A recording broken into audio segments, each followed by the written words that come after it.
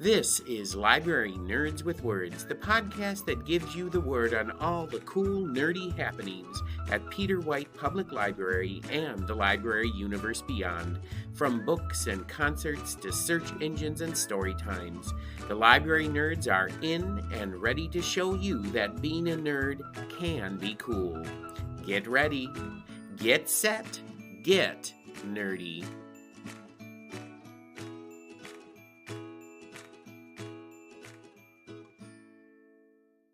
Welcome back to Library Nerds with Words, the podcast where you get the word on all the cool things happening at Peter White Public Library and the library universe beyond, straight from the mouths of the people who know it best, library nerds.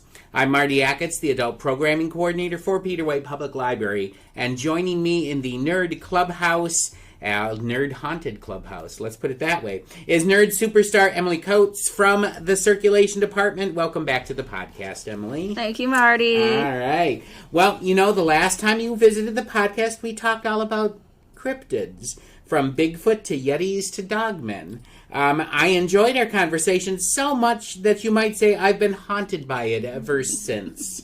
Yes, that is a clue as to what Emily and I will be talking about today. And in case you hear noise in the background, that is our resident ghost in the office, Andrea. So the circulation department is always crazy busy, checking in materials, checking out materials, arranging interlibrary loans, signing people up for library cards, and answering all kinds of library questions. You might say that the people in circulation keep the spirit of Peter White going. That's another terrible clue. Anyway, before we get started, before you start ghosting me, I know, these are really terrible. It's fine. All right. I love puns. We have to play a little game called Word on the Nerd.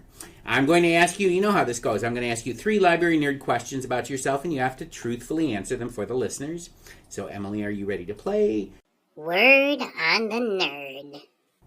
All right, Emily, this is going to be a little game of Would You Rather. I'm going to ask you 3 Would You Rather questions, and you have to truthfully answer them for the listeners. And all of today's questions have something to do with the supernatural in some way, shape, or form. So, Emily, here's your first question.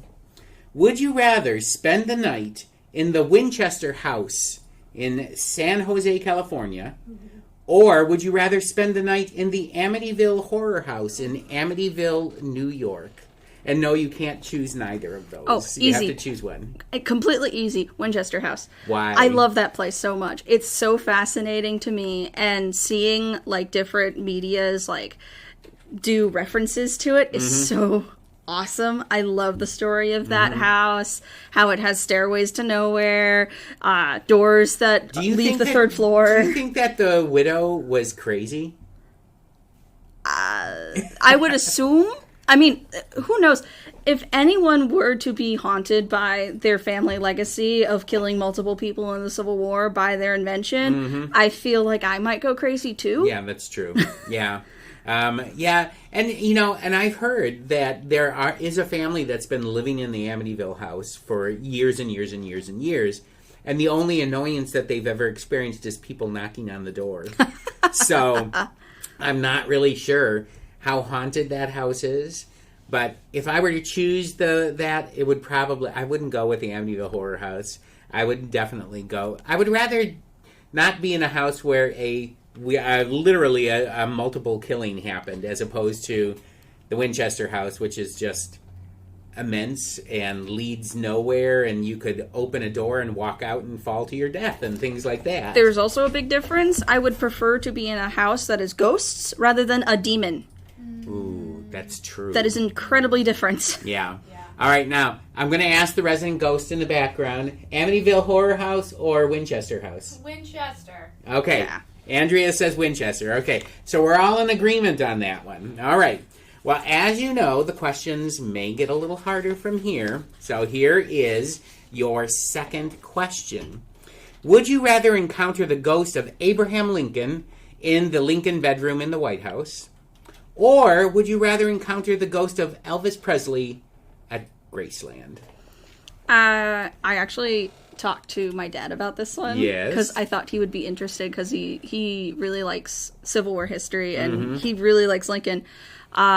And we agreed on Abraham Lincoln in Lincoln Bedroom, mainly because of, like, if you could actually converse with them, I feel like it'd be much more interesting to converse with Abraham Lincoln rather than Elvis Presley, being that Elvis Presley wasn't as long ago as Abraham Lincoln, not to mention you could also hear about, like, the different Abraham Lincoln, like, all of his thought processes and what might have happened in the Ford Theater, how he felt about that. Especially, like, have you heard of the dream that he had before? No. The Ford Theater? Okay, No. So, like, I think it might have been either 2 days before or a day before the theater shooting.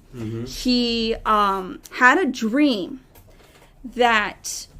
he was walking through the White House, and what he heard was the president's been shot. Oh. And when he was walking through, he saw the person lying on the bed that had been shot, and it was his own face. So that's really interesting as well. To actually maybe hear what his thought process was. Yeah. Yeah, I would go with Abraham Lincoln too, for sure. Although I'd have a soft spot for Elvis Presley. Yeah. I mean, I wouldn't mind that. But you know, lots of people think that Elvis is still alive. So I mean, we might not even have that opportunity to meet the ghost of Elvis Presley. Exactly. All right. So now we're going to ask the resident ghost again: Abraham Lincoln in the Lincoln bedroom or Elvis Presley at Graceland? Lincoln. Yeah. Lincoln. Okay. Yeah. All right. It's all Lincoln. We're agreeing. Okay. Maybe we'll disagree on the third question. Maybe. So here's your last question. Would you rather have a ghost under your bed, or would you rather have a ghost in your bedroom closet? Okay. To me, this one's an easy one as well. Okay. And it's the ghost under the bed. And there's Really? a myriad of reasons for this, okay? I got to hear this, because having a ghost under the bed that can grab covers and feet. Okay. Yeah. Listen, there's a myriad of reasons for this. And Right. if we go by little kid logic, if you just jump over the bed, the ghost can't get you. Number two, if the ghost starts shaking the bed, you get a free magic fingers massage.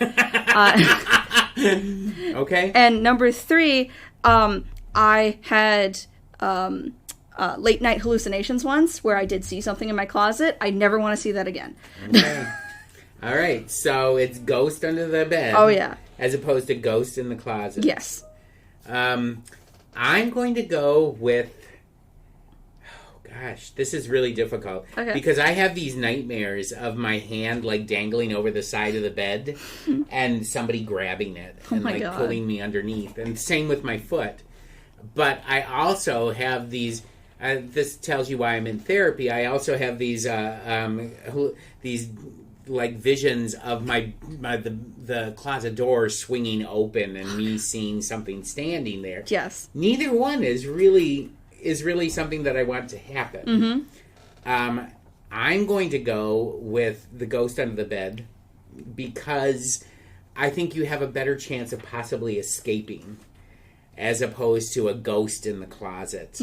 So, all right, Andrea, ghost under the bed, ghost in the closet.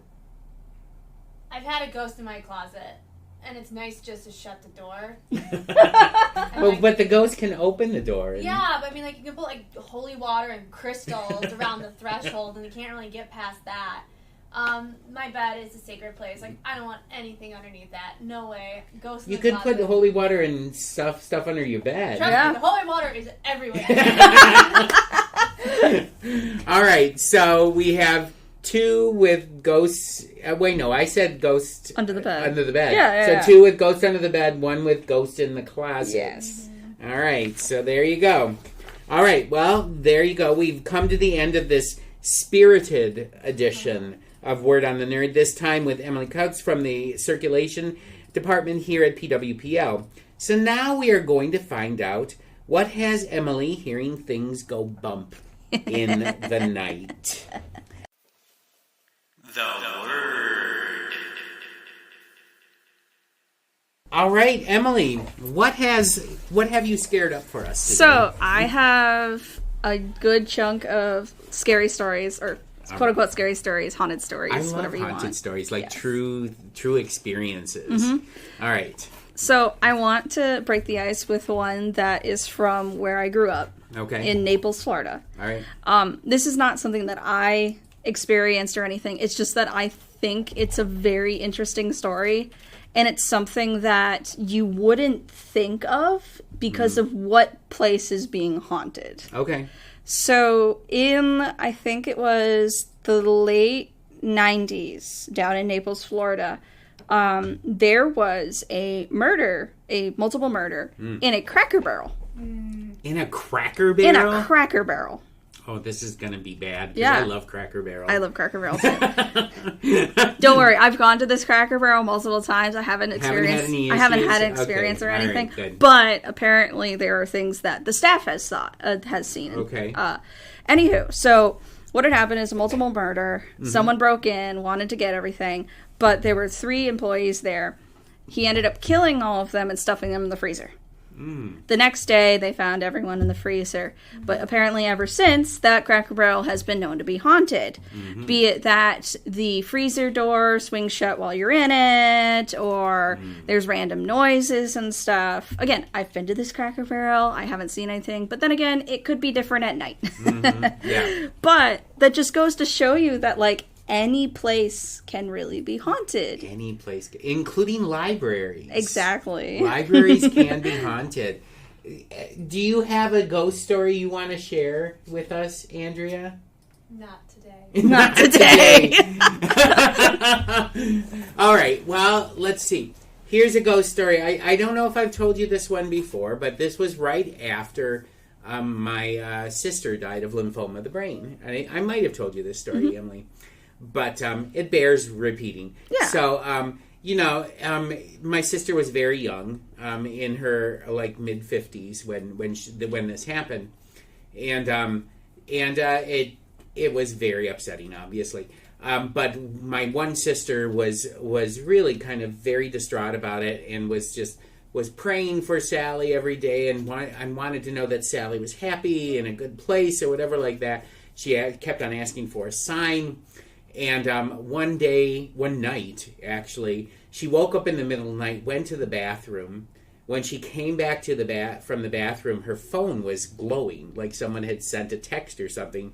And she looked at it, and her screen, her open screen, had changed to a picture of my sister Sally on her birthday, holding a birthday cake and smiling. Aww.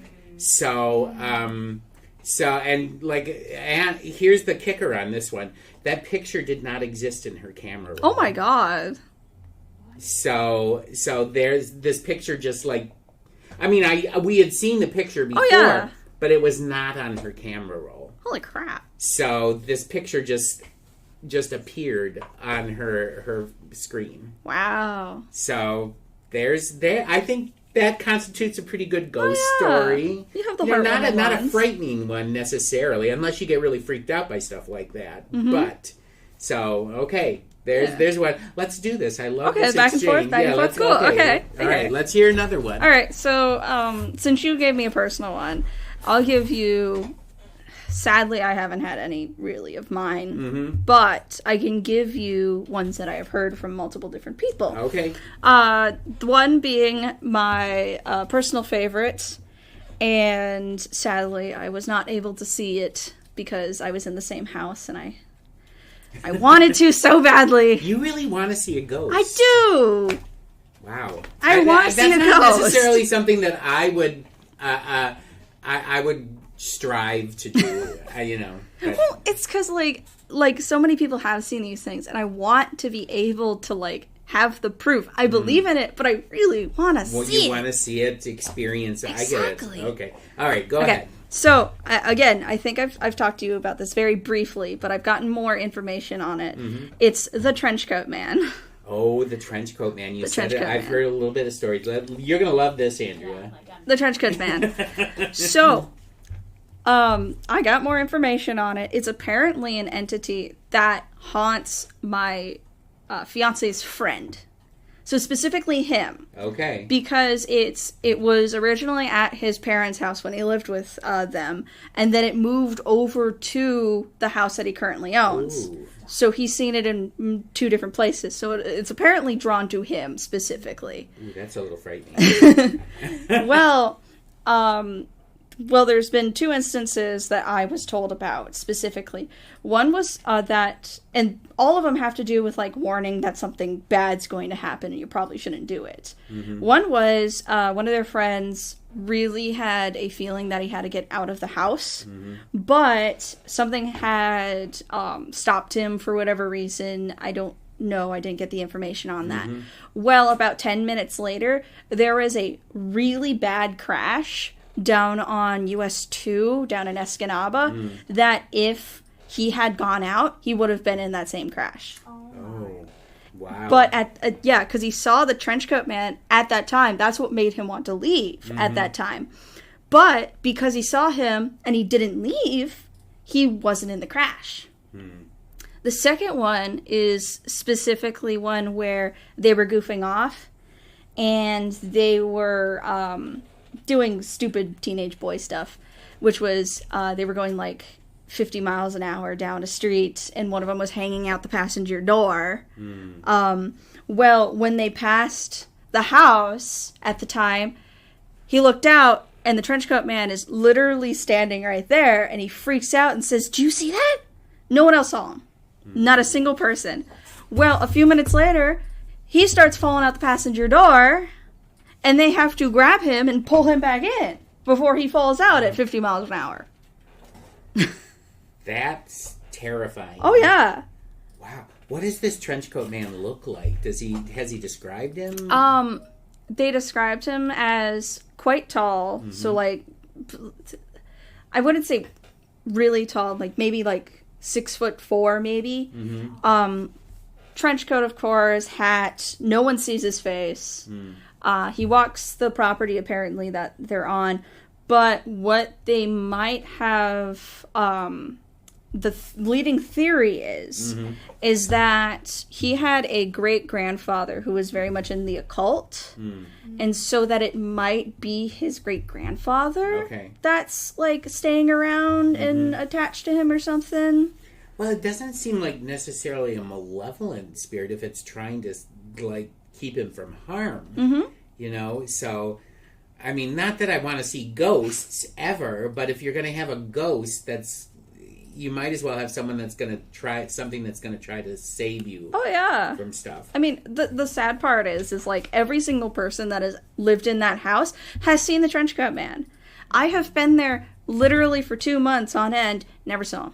Not a single time. I was very upset. You're going to go home tonight, and just because you've talked about it and said this, you're going to meet the trenchcoat man. Maybe this is a good thing, though, because the trenchcoat man is to protect you from danger. Yeah. So the fact that there's no danger in your life is a good thing. That's what I came across, but then I'm like, I really just want to see this man. I want to see him. Yeah. Also, on top of that, they also think it might be something else because apparently there was a not closed Ouija board at the house. Ooh. So no one said goodbye. Oh, God. And it was hanging out in my fiance's bedroom, in which he tried to cleanse the board himself because he's native, and so he smudged it and everything. But there's still that Ouija board there that wasn't closed. The Ouija board. You can't. You burn it. It's something. It's a portal. You burn the portal. I'm sorry. And Horcruxes can be broken. So can Ouija boards. I'm sorry. You know, I don't care what you have to do. Get rid of the Ouija board.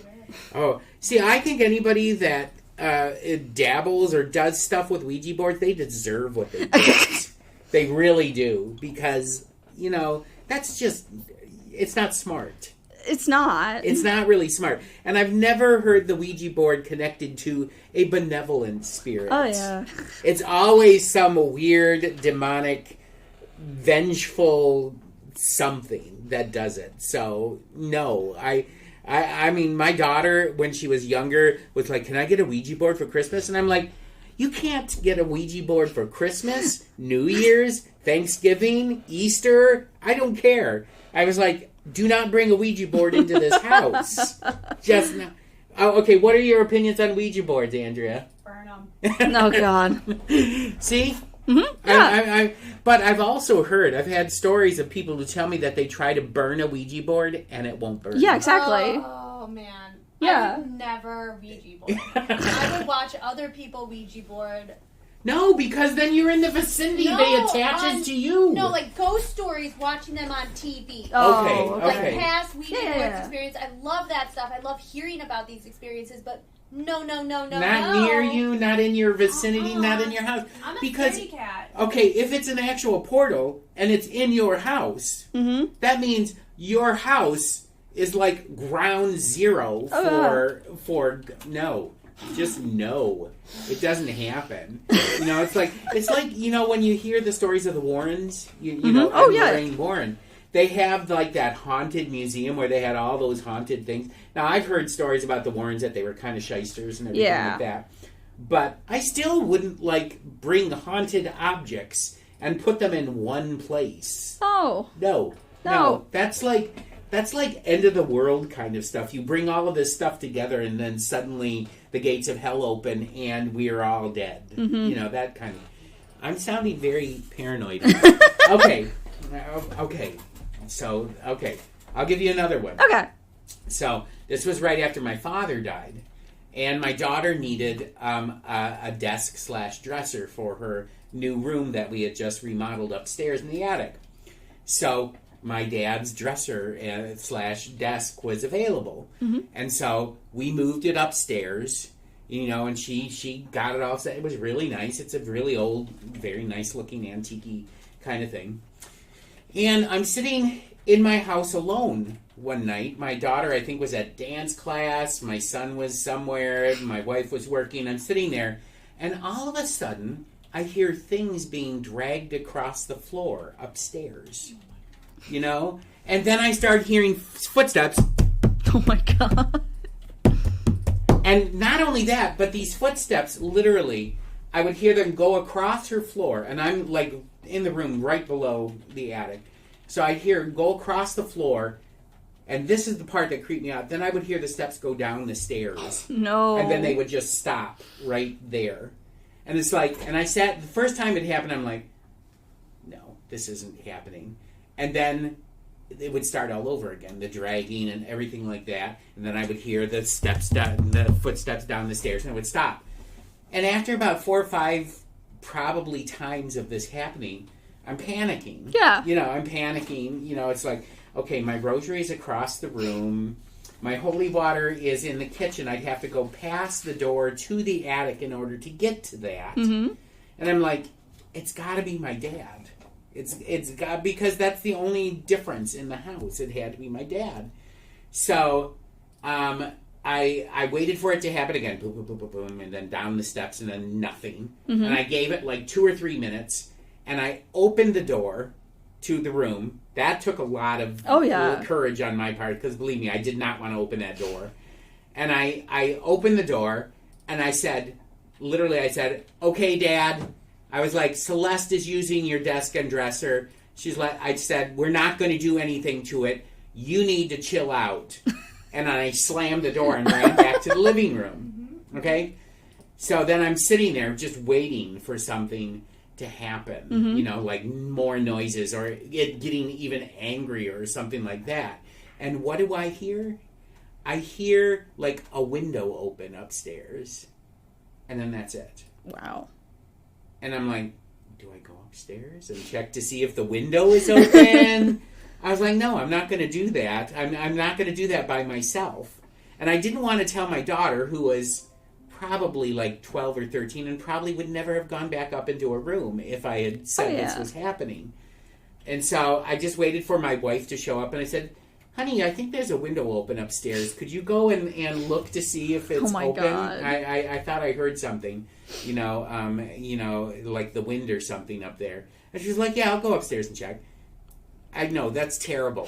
It's really terrible of me to do. Yes. But she did go upstairs, and the window was open. Oh, my God. And so she closed the window. She was like, yeah, you're right, the window was open. I was like, okay, good, thanks. You know, that's it. So yeah, there's that night sort of freaked me out. Oh. I had a really hard time being alone in that house for quite a while after that.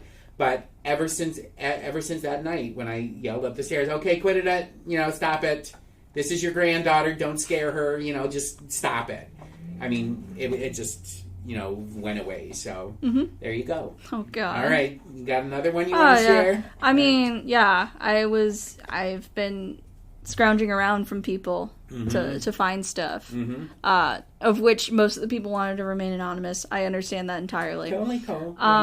So the one, I'll lump all of the Peter White stories that I know of into here. All right. The one is specifically from people who still work here. All right. And one person who doesn't work here anymore. They were paging at night, and they were both paging in two different separate parts of the library. But one was downstairs and one was on the first floor with the fiction. Okay. And the one that was on the fiction floor suddenly feels something basically just go whoosh past their shoulder and like flip their hair, basically. The other one, which was down in the kids section, had felt something touch their shoulder. At the same time. They join back up and they go, was someone downstairs? It's like, no. It was like, did you feel something? They're both like, yeah. Well, no one was really in the library at the time because it was close to closing. Ooh. And apparently the whipping happened a few other times in the hair and stuff like that. They don't know what happened. They don't know what it was. So that's the personal experience that I heard from other employees. Okay. The other one is from one of the books here, which is I think it's Haunted Queen City or something like that. We have it here. We have 2 copies of it. Okay. I just don't know the title offhand. Is it like Tyler Tischler's book, The Haunted Marquette? It might be. Okay, yeah. Tyler Tischler wrote Haunted Marquette. I know it had Queen City in it. Okay. So that's why I said that. But there was a whole little section on Peter White, and it was a bunch of NMU students who came in to see if it was haunted. They stayed the night here. Well, during that time, it was when the printers were on the first floor, and all the printers went off. Just at once. For some reason. And they started printing. Nothing was on it, but they just started printing for whatever reason. So that was strange. And they stayed the whole night. Oh yeah, they stayed the whole night. Yeah. No. I'm sorry, no. On so many levels, no. I don't even like being here after like 8:30 at night. I don't understand how maintenance people can do it. Oh yeah, no. I would never want to be the person here cleaning until 10 o'clock at night. No. Never. Anyway. I mean, even so, like, even the stuff that isn't haunted that I know the maintenance people have found is horrifying. It is horrifying, but if you add ghosts on top of that yeah, then you have people who not even are here, and you just hear random noises. I've heard Heather told me this story. Heather, our development director, they had the book fair set up in the book sale set up in the community room. And it went through now there might be an explanation for this, I don't know. It seems a little questionable to me that there would be an explanation. But they went through, and they had their first day, nothing's wrong. Heather came in the next morning before the library opened, went down into the thing just to see everything was in place for the book sale and everything. Literally all the books in the travel section were on the floor. Oh my God. Now, there's could be an explanation. It's like somebody was looking through the travel books at the end of the night and they were like precarious or something like that and they fell. But it was only books in the travel section on the floor. That to me is, I have to think that was not just a random kind of act. And I don't even know if Heather went back and looked at the security footage to see if you could see anything. Frankly, I don't know if I'd have the courage to look through the security footage. Oh, I'd love to do that.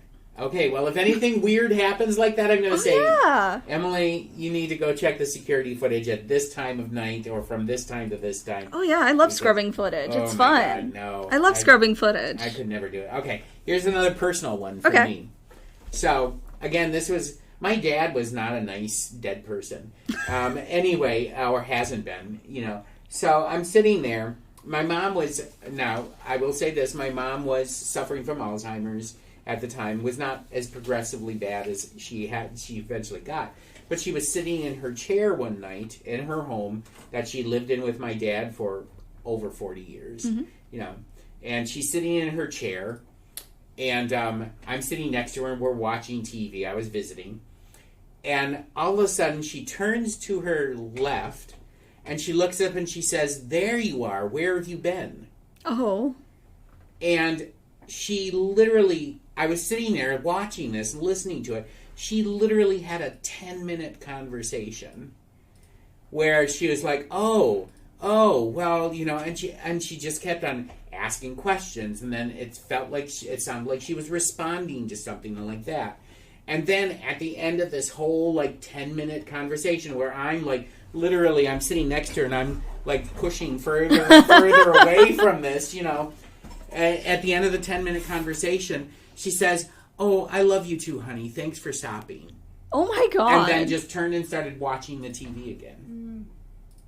And I'm like, and I sat there for a minute or so, and I said, do I ask? Or do I just let this go and chalk it up to maybe this isn't a symptom of Alzheimer's or something? I was like, no, I'm going to ask. Okay. Just ask. I said, "Mom, who were you talking to?" And she's like, "Oh, your father. He's been out on a job and he just got back home." And I'm like, oh, okay, yeah. Oh. So, yeah. So my dad has visited my house, which is, almost 2 or 3 blocks away from where my parents' house is, and then in my parents' house too. Wow. So, I don't know if you want to. If you can chalk that, I wouldn't be angry if somebody chalked that up to just my mom had Alzheimer's and that's what her brain did to her. But I have to think that it wasn't just Alzheimer's. Oh yeah, that's understandable. So, yeah. That's completely understandable. I don't know if that's necessarily creepy or spooky, though, because, it was just like this interaction, like I was watching my parents talk to each other, except I couldn't see one of them, that kind of thing. But, yeah, so there's another true ghost story from me. Ghost story is a ghost story, no matter if it's scary or not. Exactly. Yeah. All right, do you have another one? I have more that are, more so, not my personals or anyone that I know. I have so many haunted books at home that I just like to read. They're so interesting to me. That Cracker Barrel story, that's where I found out about that one. The Peter White one, again, we have the book here. So the next couple I'm going to share with you are ones that I've read about. Okay. All and right. they're going to take mostly place in the Upper Peninsula. Okay. Because good. Yep. That's what I like. That's where we are. Okay, yes. So, I'll go with the one that I always like to joke about because I lived near it at the time, which is the old orphanage that is now apartments. Yeah, I wouldn't want to live in that place, by the way. Oh, hell no. I would never go into that place. It was terrifying when it was just a rundown, abandoned house. I just can't imagine living there. Oh yeah, and when I made a terrible joke, which was because at first I think it was supposed to be specifically 65 and up for seniors. Yeah, but I think it's just. Is it low income? Yes, low income housing, if I remember correctly. But when I first heard about it's going to be senior living, I'm like, do they want to make it more haunted? That's funny. Exactly. That is very funny. Do they want to make it more haunted? Anywho, it's low income housing now, so my joke is null now. Yeah. But the fact of the matter is that there's been a good chunk of, like, ghost sightings and weird stuff going on there. I know one specifically, which was NMU students again. Love them. What? NMU students are crazy. Oh, yeah, they are. They really are nuts. Anywho, so they broke into the orphanage at this point. They found a window to go into that wasn't boarded up or had broken glass or anything. They go into it. They found a freaking baby carriage in the middle of the room with a baby doll in it. No. And they just hightailed it out of there because what the heck is a baby carriage doing in there?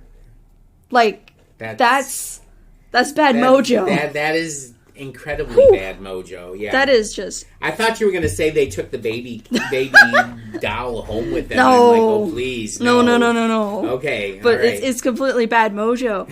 And, oh my god. And, I mean, again, I wouldn't doubt that place is haunted, knowing, like, it was one of those really bad orphanages for Native individuals. There's ones of that there's a little girl that haunts because the nun the little girl wouldn't eat her dinner. And so in order to punish the girl, the nun left her out in sub-zero temperatures all night long. And when they went out, she was, of course, dead. Frozen dead. And now people are saying, like, they hear a little girl in the building. I mean, like, all of that horrible stuff. And then, I don't know the science on this or anything, but when we went past it during springtime, there were so many dandelions outside of that place. Like, the grass was basically went from green to yellow. That's how many. And I'm like, oh my god, look at all the dandelions, because I love dandelions, even though they're weeds. Yeah. And Frank turns to me and goes, you know dandelions like to live on top of dead bodies, right? And I'm just like, are you telling me there's just a mass grave under that orphanage? I wouldn't doubt that. But, like, is that what you're saying to me? Is that the reason why there's, like, a field of dandelions out there instead of grass is because they buried a ton of kids? Ooh. There has to be a way to check that out. Like, I don't know, what, some kind of x-ray thing that they can do, or? I don't know. Oh. I mean, they're finding all these mass graves in Canada, so, like, I don't know how they do that, but... And I've heard that, I mean, especially during the, like, early 1900s, 1910s, when it was, like, also, like, a sanitarium for TB and stuff like that there was a lot of... And I mean, I've heard stories... Unsubstantiated. This is totally unsubstantiated. This is like people telling me stories of how, like, dozens, if not hundreds of children died in that place. Oh, yeah. And just kind of disappeared, and nobody knows anything about it. Again, this could be urban myth. Yeah. You know, who knows?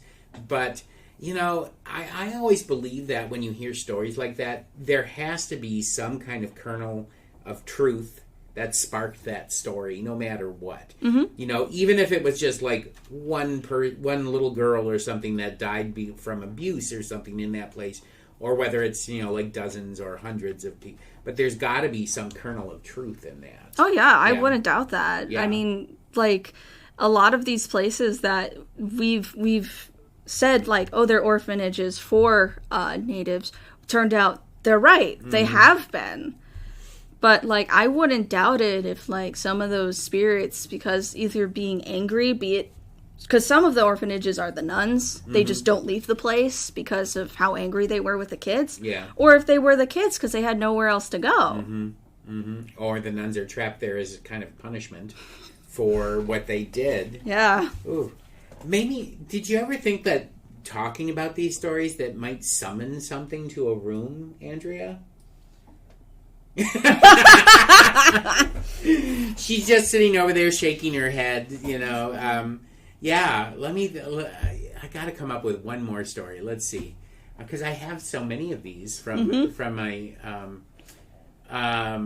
okay, so my sister wrote, I had two sisters that died very close to each other within like 6 or 7 years.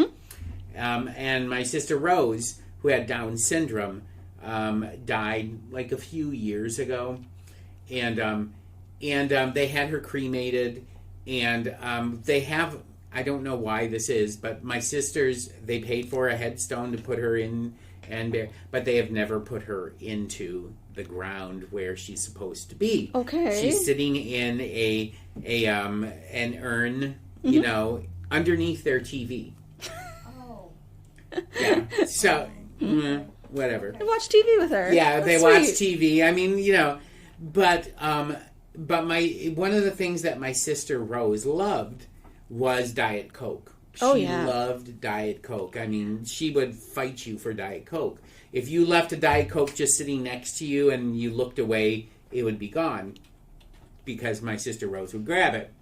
So my sisters are sitting, they live in the same house still. I don't live in that house anymore. But they were living with my sister Rose. So they're sitting there and they're watching TV at night. And all of a sudden, they hear I was like, and they both sat there and they were like, what was that?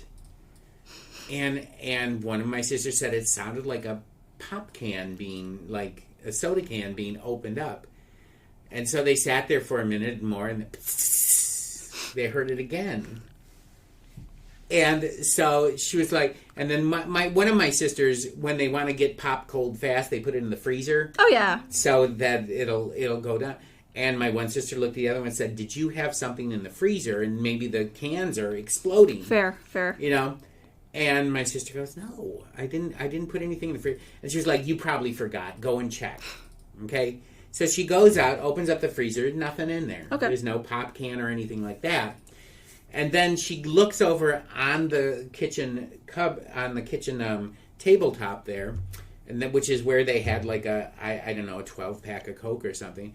2 cans of Diet Coke sitting on the kitchen tabletop open. Oh my god. So. Oh my god. Yeah. I was like, well, when they told me this story, I said, well, obviously they don't have Diet Coke in heaven. So she needed some Diet Coke. Oh yeah. She knew you were going to have it, so she's there. So, I mean, honestly, my experience is I don't think that any of those spirit things that happened to me were necessarily malevolent in any way, shape, or form.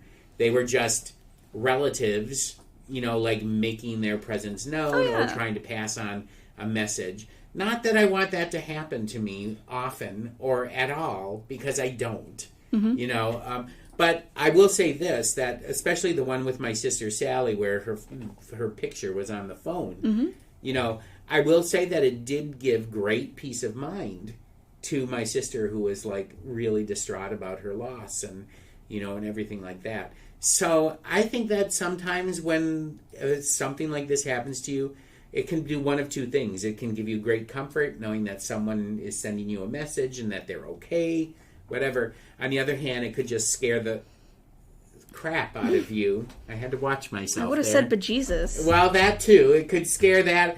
But, you know, and obviously there are some spirits that are not that nice. No. So, are you sure you don't want to share anything, Andrea? Come on. Come on over and tell your story. Yeah. Here comes Andrea with her ghost story. Hey, spooky people. So this was very, very recent. Mm-hmm. Marty, you know the story I'm going to tell? I know the story you're going to tell. Okay, so it had to be late November, December last year, 2023, and I just went through a breakup, hurt my heart, feeling vulnerable, and I'm like, I don't need anybody. I got myself. So I really turned into witchcraft, and I was starting to read a lot of books. If you want to email me at amarsh@pwpl, I can reference you to some good ones. So yeah, I was doing some shadow work where you're just getting in tune with the darker side of yourself, you know, thinking about shame, all these emotions that you suppress, and you're supposed to let them out. And the book's like, just be careful, like some heavy things will come out. And I was like, okay, I'm prepared to cry. I was not prepared for like what happened next. So yeah, I was hanging out in my bed, just about to go to sleep, And one of the things that I read was cats are symbolic for protection. And I do not have a cat, but I believed in this. Okay. So I was laying, and then on my body, I felt a cat, like, walking up my body. Like, it felt, it weighed the same. Like, I was just like, oh, there's a cat. Mm-hmm. Wow. And I said to myself, wow, I'm feeling protected. And then, like, there was a big push on my body. Like, something was holding me down from, like, at my shoulders. And I'm like, oh, sugar snaps. Like, you didn't say sugar snaps. I did not. You? I actually couldn't. It was like probably a night terror. But like I couldn't come to. I couldn't scream. I was like paralyzed, sleep paralysis. Mm-hmm. I was experiencing that. But my eyes were open, and I'm like, oh, sugar snaps. Here it comes again. I used to get them a lot when I was a kid, and I was like, here they are. So finally was able to snap out of it, sweating, freaking out, and I was like, well, not sleeping here tonight. So I have holy water everywhere. Yeah. So I got the holy water, and like I quickly just like blessed the area, shut my bedroom door, made a nice cozy bed on the couch, put like the protection things that I've been collecting at the threshold of my bedroom door, and like splashed holy water on myself everywhere. I mean, like anywhere holy water could go, it went. It went. I went to sleep that night on the couch. Nothing else happened. The next day, I was like, I don't know if I'm ready to sleep in that room again. So, so I slept on the couch again, and I just put one protection stone at the threshold of my door. And as I was about to fall asleep, I heard it move across the floor, like a scratching. And I was like, sugar snaps. and like I live alone. Like I have my son every other week, and Aaron was gone, thankfully, because like he would be freaking out. I think we would have to move in that situation. But I was just like, okay, I don't know what else to do. So then the next day I was like, Marty, I got a problem. And he's like, I got different holy water. I got a rosary. You blessed me. Like, you put your hand on my hand and you blessed me. And I was like, okay, cool. I'm ready. Day 3. The holy water, by the way, came from the fountain in Lourdes where the Virgin Mary was supposed to have appeared. Oh, wow. Super holy. Okay. Yeah. Like holy water. Oh, yeah. Yeah, we really... I was like, I've got the stuff. So, bless myself, bless the space, actually slept with the rosary next to me. That's the one! Oh my God! That's the one! Yep. And I was like, cool, I'm feeling safe. I can sleep in my bed. And I don't think I slept for a month. Like, I had a really hard time falling asleep because I was truly afraid of what was going to happen. But yeah, after the Lord's holy water and this rosary, nothing happened. Still to this day, nothing has happened. Mm-hmm. So I returned the holy water and the rosary, which is still in our office. So maybe our office is protected. Well, I think that I leave it here for a reason, you know. Yeah. But yeah, so yeah, that was a very recent and spooky time, and I live right across the street from the old orphanage. No. Mm-hmm. No. So, moral of the story: if you don't have a cat and you feel a cat walking up your body in the middle of the night, do not acknowledge the presence of it. Do not think it's protection, because it's kind of the opposite. The another lesson is don't mess around with witchcraft if you don't know what the heck you're doing. Yeah, practice it a little bit further. I was just reading.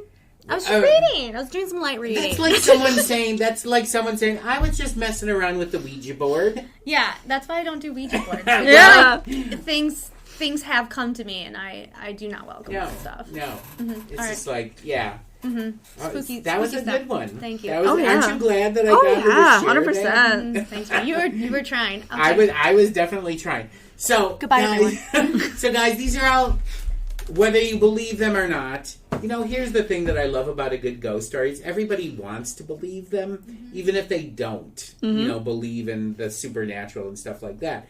However, to connect this back to the library, let's just say that in the library of things, Oh, yes. we have a ghost hunting kit that will let you record sounds, that let you test stuff for, what is it, EMR? Is that We have, electromagnetic resonance or because I something? just recently checked it out, there is a EMF reader, which is for electromagnetic frequency. Yep. It probably will not work in old buildings because copper wiring makes it go off immensely. Yeah. We have a spirit box, Okay. which is supposed to flip through different radio frequencies to create different messages, like different words and stuff like that. What I got off of it is an actual radio station, which was kind of funny. And we joked that we have rock and roll ghosts at the house because it was the rock station for whatever reason. It's Elvis Presley. I know it is. I know it. Okay. There's headphones in there. There is a large large microphone, like a large ball microphone that you can put in the spirit box. So if something wants to talk to you, Yeah. you can record it. Yes. See, this is what I threatened to with Andrea, is that we're going to do this in our office. We're going to set up the spirit box with the recording and just let it go all night long. And but here's the thing. Andrea is like totally against this idea. And I am actually would never do that because I do not want to hear my name spoken in the middle of the night or whatever by anybody, you know.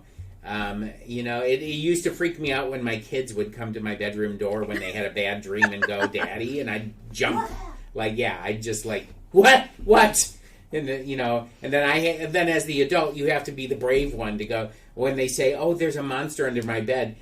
As a parent, you have to reassure children that there are no monsters under your bed. But on the other hand, as an adult who is not that courageous, you have to pick up your child and bring them back to that bed. And it's all you can do to not, leap, 5 feet from the bed onto the bed. Or just throw your kid on there and say, "Go back to sleep, you're fine." So, yeah, it's just, But, again, we have this ghost hunting kit. It's a very popular thing, especially when we're talking around Halloween time. I think it gets taken out quite a bit. That thing is really popular. Yeah. That and the Uperlight kit. They get checked out so much where it's barely even on the shelf. Yeah. So if you want, you can put a hold on them if you want. No, you can't. You can't? Nope. Well, I thought you could. No, we got rid of putting holds on Library of Things because a lot of people were putting holds on the LCD projectors and the metal detector, and it was filling up our hold space. So instead of actually putting books, which were the more important parts, we were filling up with a metal detector and LCD projector. So it's first come, first serve on those. First come, first serve. So if you see the ghost box, the ghost hunting kit on the shelf, take it right away. Do not wait because it will not be there very long. Oh no, it will not. And if you want to experience a ghost, you can always come to Peter White Public Library because, as Emily has said, there are multiple people here in the library who've experienced things that, shall we say, cannot be completely and totally explained easily. Oh, yeah. I, thank goodness, have not been one of those people that have had that experience. And I've been here very early in the morning and very late at night at times. However, I'm always very careful to not be here alone very late at night or very early in the morning. And if I'm here very early in the morning, I'm alone. Usually my door is locked. And if somebody knocks on it and doesn't identify themselves, I'm not going to answer that door. Oh, of course. No. Because if I hear this at 6:30 in the morning... No. I'd be like... I've done this before. And I've done this before where someone knocks on the door that early. It's been John. Yeah, of Kobe, course. the maintenance supervisor. But he knocks on the door, and here's what he will hear. Every time he's done this to me, he's heard this. Yes? John, Marty, it's John. Oh, okay, John, just a second. So yeah, I'm not a courageous person. I will admit that. No. You know. Well, it's fair. I mean, again, you're mostly here with the maintenance people anyway. Yes. But I will say, what's the logic behind the locking of the door? I mean, aren't the ghosts going to go through it anyway? It's like having a safety blanket. You know, you have a blanket. It's also like having a rosary sitting next to me when I'm here alone. At least that thing's going to work. Door ain't going to do crap. Okay, I will admit this too. I have, when I've been here early by myself, I've taken that rosary and hung it from the doorknob as well. Good on you. Good on you. You're being safe on that part. I am so. But then of course, then I worry that the ghost is going to come around and I'm going to see a shadow on that door, because I have another door that comes from the heritage room that literally has a window in it. If I see a dark shape, like approaching that when I know I'm here alone, guess where I'm going? I'm going out that door, down the steps, and outside. I don't care. But people are going to think I'm insane. Anyway. No. All right. Well, there you go. That is the word from Emily Couts from the Peter White Public Library Circulation Department. And from Andrea, our my resident ghost expert over there in her corner, about all things spectral and ghostly. But I can't let you leave the Nerd Haunted headquarters just yet, Emily. First, I need to find out what you have been reading that's good. Something that has been distracting you during the day or causing you to lose sleep at night besides ghosts. So, Emily, what book would you recommend listeners pick up off the shelf? So, what have you been reading that's good, Emily? Okay. I like to theme these around what we're doing. Okay. So, I would like to let me look up what the title fully is before I say anything. It is Ghosts of Michigan's Upper Peninsula. Okay. It is a part of a series. I want to call it a series. Okay. Called Haunted America. Okay. It's they are complete horror, like ghost stories. Mm-hmm. Even some of them are debunkings. Like one in that specific one is MTU students trying to figure out if I think it's there's a light up in the Keweenaw that people thought were a ghost. It's not the Paulding light. It is the Paulding light. Oh, it is the Paulding it's the Paulding light. Yeah. They debunked that one because very it's just easily. It's just kind of a weird reflection. Yeah, of the cars. And they have that story in there. So some of them are debunking. Some of them are just going through the stories. Mm-hmm. They have Haunted Upper Peninsula. I have Haunted Lorain County from down in Ohio. Haunted Cleveland, again in Ohio. When I was there, I have family there, so that's why I have those. I have Haunted Finger Lakes in New York, Chicago, and they're all done by local people. Okay. So people who are aware of and familiar with the area. So the guy who did the Upper Peninsula one grew up in the Upper Peninsula. Yep. So it's interesting getting these books and realizing that there are a whole series of different hauntings and ghost stories. And I don't know if we have this one or not. We might. I know we have the Queen City one. Oh my god, I don't remember what that one is called. that one's fantastic too. God, I'm gonna bring. Well, Tyler Fischler does have one. I think it's called Haunted Marquette, but it might be Haunted Queen City. I'm not sure. I don't remember. I know it has Queen City in it. That's I know, and I know we have 2 copies of it. Okay. I know that one for a fact. All right. But these are such great books. And if we don't have them here, I know Snowbound has them. Yeah. Because that's where I bought mine. So fantastic series. Ghosts of Michigan's Upper Peninsula. That's what it's called. Andrea, do you have a book you want to recommend? I do not have a book, but I have a podcast. It's Spooked. Spooked. Glynn Washington, the host of Snap Judgment. He is also the host of Spooked, and it has not only really spooky stories that you would love, but also the intro music just really sets the mood. Do not listen to it while you're cleaning a house by yourself. It's not your own house. Would not recommend. but that is binge worthy, so I'm going to put a warning on that. Once you start listening, it's going to be very difficult for you to stop. So it's Spooked. Spooked. It's a podcast by Glynn Washington. Is it on all the regular platforms? You'll find it on all Okay, your cool. platforms. Okay. And Awesome. there's definitely more than 3 seasons, so you have a lot of material to listen to. Okay. All right, all right. Sweet.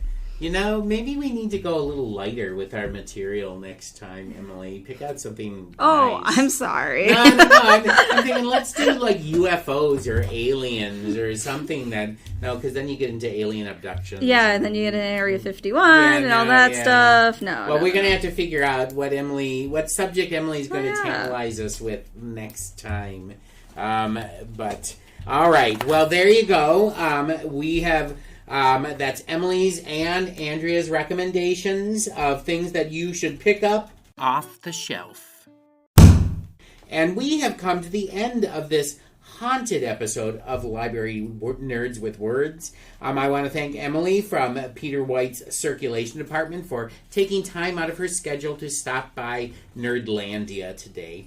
Come back next week when I will be joined by poetry nerd Ronnie Ferguson to talk about PWPL's 3-day international chapbook competition, which will be taking place this Labor Day weekend. Until that time, everyone, stay nerdy.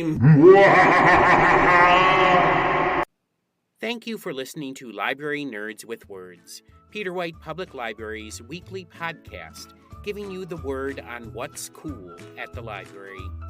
The theme for the podcast is Happy Clappy by John Bartman, used courtesy of Pixabay. This episode was written and produced by Martin Ackitts and sponsored by Peter White Public Library. Until next week, pick up a good book, listen to some good music, watch a good movie, attend a great event, and remember, library nerds are the coolest people around.